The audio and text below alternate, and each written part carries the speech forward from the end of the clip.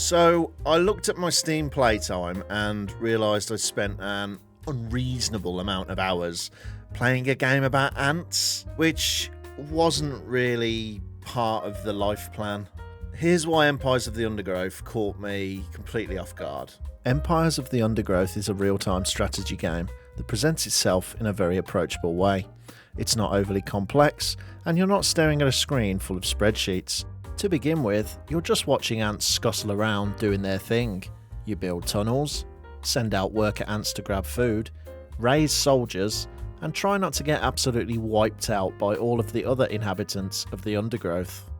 The early game eases you in really gently. You're learning how to dig, how to manage your food, how to expand your colony. It almost feels cozy in a weird, insect-based way. Throughout the campaign mode, the game does a great job of teaching you how to play it, with instruction coming from the narrator and various tips that pop up at the side of your screen. But before long, enemies, predators, and rival colonies will show up, and suddenly this chill little ant game has gripped you more than most games I've played in the last few years. The game does a great job of naturally building the tension. There's no sudden difficulty cliff, it just quietly escalates until you realise you're fully invested in the fate of your colony. And the tension is really helped by the music score, which is absolutely superb in this game. When the action is kicking off, the music really helps to add to the atmosphere of chaos.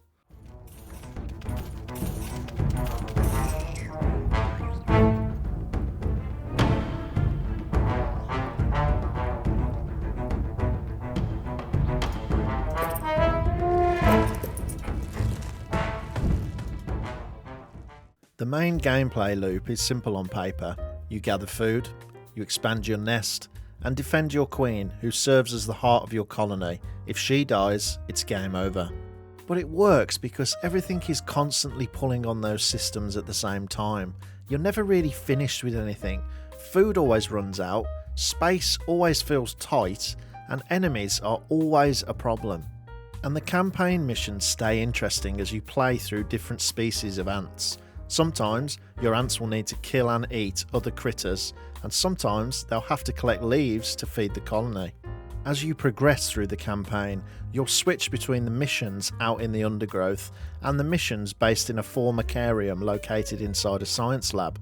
The formicarium acts as a kind of home base in between the Undergrowth missions, and completing the Undergrowth missions will reward you with points you can use to upgrade your formicarium colony.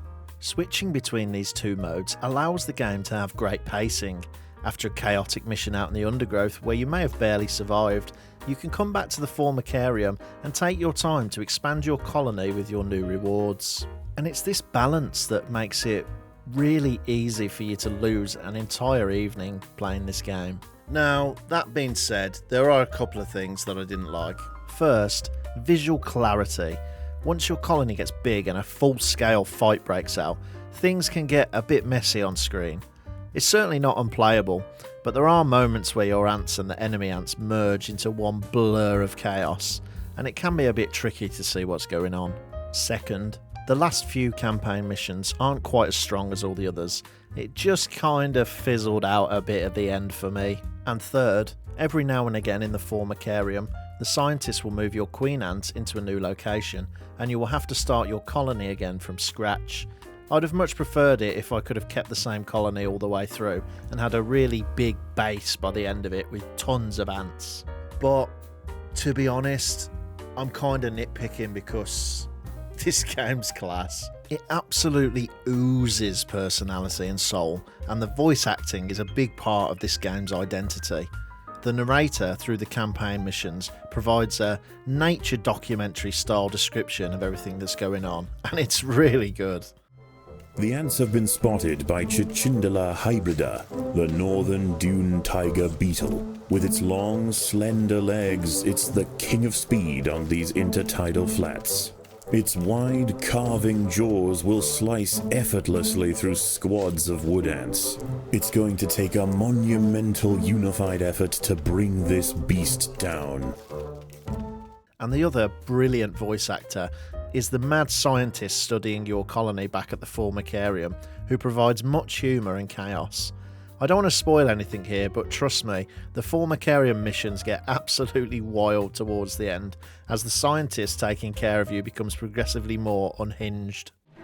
It's been a long road, hasn't it, my Reptus? You've done so well. Everyone doubted your potential for selective assimilation. Everyone except for me, of course.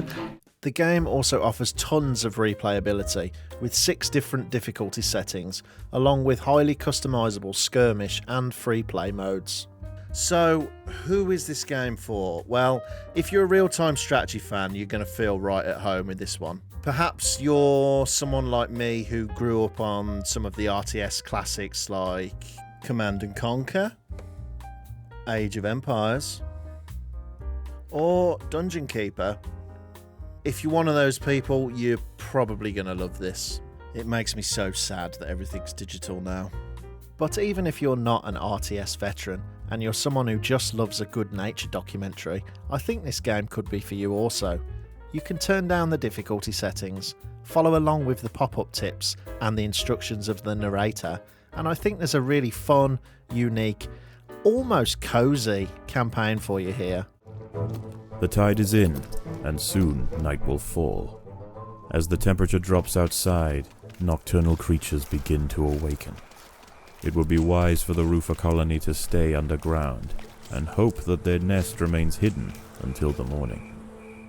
I fully expected Empires of the Undergrowth to be a fun novelty that I'd play and bounce off after a couple of hours, but it turned into one of those games that stole a load of hours from me and just made me genuinely love ants.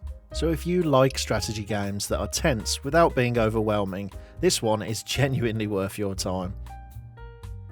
If you enjoyed this breakdown, please consider subscribing.